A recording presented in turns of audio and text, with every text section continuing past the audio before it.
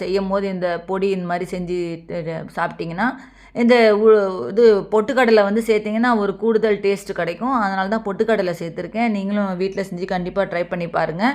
என் channel இப்போ தான் first time பார்க்குறீங்கன்னா கீழே சப்ஸ்கிரைப் பட்டன் இருக்கும், அதை ப்ரெஸ் பண்ணிவிட்டு பக்கத்தில் இருக்கிற பெல் பட்டன் ப்ரெஸ் பண்ணி ஆல் என்ற பட்டன் ப்ரெஸ் பண்ணி நான் போடுற வீடியோ நோட்டிஃபிகேஷன்ஸ் வரும். இப்போ பார்த்தீங்கன்னா உளுத்தம்பருப்பு ஒரு பிளேட்டில் நம்ம எடுத்து ஆற வச்சுக்கலாம். அதே பேனில் கொஞ்சமாக எண்ணெய் சேர்த்துக்கோங்க. சேர்த்துட்டு கடலைப்பருப்பு ஒரு அரை கப்பு கடலைப்பருப்பு சேர்த்துருங்க. சேர்த்துட்டு இதில் பொட்டுக்கடலை கொஞ்சமாக பொட்டுக்கடலை இதில் எடுத்து வச்சுக்க, அதை சேர்த்துடலாம். சேர்த்துட்டு மிளகாய் வத்தல் சேர்த்துருங்க. மிளகாய் வத்தல் உங்களுக்கு எவ்வளவோ தகுந்த மாதிரி சேர்த்துக்கலாம். இப்போ இதில் கொஞ்சமாக கருவேப்பிலையை சேர்த்துருங்க. சேர்த்துட்டு இப்போ இதெல்லாம் வறுத்து விட்டுக்கோங்க. நிறைய பேர் பார்த்தீங்கன்னா பொடிக்கு வந்து எள்ளு சேர்ப்பாங்க. இது எள்ளு சேர்க்காமல் நான் இந்த வந்து பொட்டுக்கடலை கருவேப்பிலையெல்லாம் போட்டு செஞ்சுருக்கேன். இது வேறு டேஸ்ட்டு, ரொம்ப நல்லா இருக்குது. நீங்களும் வீட்டில் இதே மாதிரி இதே அளவில் இதே மாதிரி செஞ்சிங்கன்னா உங்களுக்கும் கண்டிப்பாக இது